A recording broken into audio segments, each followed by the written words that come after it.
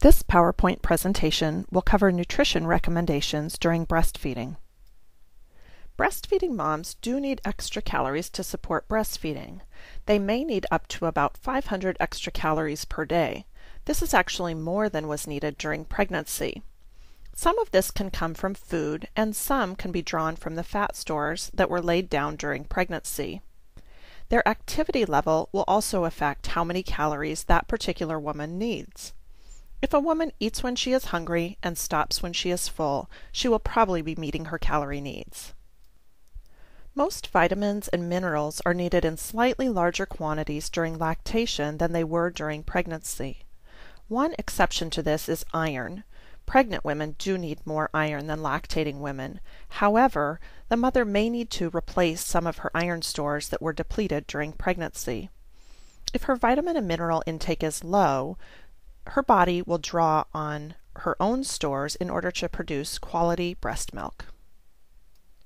Research continues to come out about the benefits of essential fatty acids. A woman's breast milk will have these fatty acids in them, and how much depends on her diet. If a woman is eating rich sources of essential fatty acids, such as fish, her breast milk will also contain these nutrients. Making adequate breast milk depends more on the quantity the mother is eating rather than the quality of food she is eating. If less nutritious foods are eaten, the mother's body's stores may become depleted, but she will still make quality breast milk generally. A woman should not decide against breastfeeding because she feels she doesn't have a perfect diet. Of course, we want to encourage moms to eat healthfully, both for their own health and the baby's, but she can still successfully breastfeed even if her diet isn't perfect. It is recommended that lactating women drink about 12 to 16 cups of fluid each day. However, we know that many women successfully breastfeed while drinking less than that. If moms drink when they are thirsty, usually they will maintain adequate hydration. One way a mom can tell if she is drinking enough is by looking at the color of her urine. If it's a pale yellow color, she's probably drinking enough fluid. If it is dark or has a strong odor, she may not be getting enough fluid. Pushing lots of additional fluid will not in and of itself increase milk supply. While breastfeeding, women can generally get the nutrients they need through food.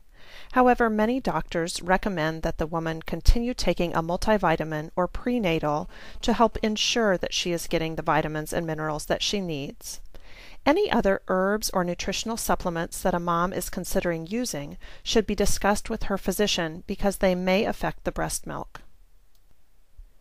Many moms are concerned that they need to avoid specific foods while they are breastfeeding. Different foods that the mother eats will affect the taste of the breast milk. However, this does not mean that she generally needs to avoid these foods. In fact, it has been found that breastfed babies often eat a wider variety of solid foods when they are older because they are more accustomed to different flavors.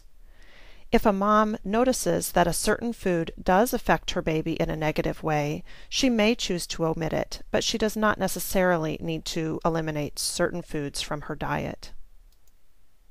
If a mom does suspect the baby is sensitive to a food in her diet, she may want to check and make sure there aren't other causes for the reaction, and then determine what food seems to be causing the problem. She may also want to work with her healthcare provider on this. If a mom drinks alcohol while she is lactating, this alcohol will transfer to the breast milk. It may cause the baby to be sleepy, irritable, or have weak sucking. It may also decrease mom's milk supply and increase the odor of the milk. Scientific evidence does not support that alcohol stimulates milk supply or letdown. It is recommended that moms who are breastfeeding strictly limit their alcohol intake. If a mom does choose to drink a small amount of alcohol, she should avoid breastfeeding while she is drinking and for at least 2 to 3 hours following any alcohol intake. If a mom is a chronic or heavy alcohol user, she should not breastfeed. Drugs do pass into the breast milk. All illicit drugs should be completely avoided during lactation. There is no safe amount to be using. Both over-the-counter and prescription medications may pass into the breast milk and affect the baby. Mom should always consult a physician regarding the use of over-the-counter or prescription medications while she is breastfeeding. Smoking does have negative effects on breast milk. It reduces milk volume and will alter the taste and smell of the milk, which may decrease the infant's intake of the milk. Smoking during breastfeeding also increases the risk of sudden infant death syndrome, or SIDS, compared to infants of non-smoking breastfeeding moms. Despite the negative effects of smoking on breast milk, if a mom smokes less than 1 pack of cigarettes per day, it is most often recommended that she still breastfeed because the breast milk offers immunological protection. Encourage the mom to at least cut down on the number of cigarettes she smokes, and definitely to smoke in a different room than the baby. If mom can smoke after breastfeeding rather than before, it will decrease the amount of nicotine that is in her breast milk. Some caffeine does pass into the mother's breast milk. A moderate intake of caffeine by the mother is generally tolerated by the baby. It is usually recommended to drink not more than 1 to 2 cups of coffee per day, or that equivalent in other caffeinated beverages, such as sodas. A high intake of caffeine, such as more than 5 cups of regular coffee per day, may cause the baby to be fussy and more wakeful. After having a baby, many moms are anxious to lose their pregnancy weight. Breastfeeding can help with weight loss by drawing from the fat stores that were laid down during pregnancy. However, we want to remind moms that their primary goal should be recovery from pregnancy and establishment of their milk supply rather than weight loss. Rapid, significant reduction in calories in order to lose weight should be avoided because it may decrease the milk supply. A gradual weight loss has not been found to affect milk supply. Generally, about 4 pounds per month of weight loss does not have any negative effect on breastfeeding. Regular physical activity is healthy for everyone, including new breastfeeding moms. Exercise can help with gradual weight loss.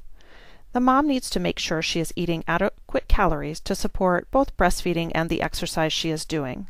There is no reason to avoid breastfeeding following exercise. Although we know there are benefits to eating healthfully while breastfeeding, there are certainly barriers that prevent moms from eating as well as they would like.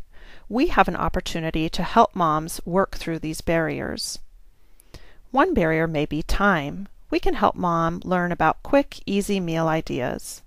Moms may also worry about following a perfect diet, and we can remind them that it's great she is wanting to eat healthfully, but she doesn't have to eat perfectly all the time to support breastfeeding. Moms may also have inadequate knowledge. This gives us the opportunity to provide nutrition education on topics she is interested in. Some moms lack confidence or experience with cooking and meal preparation. We can provide the moms with simple recipes and cooking tips that may be helpful. You have learned in this presentation about the importance of good nutrition during lactation. We now have the opportunity to help moms breastfeed successfully and eat a healthy diet.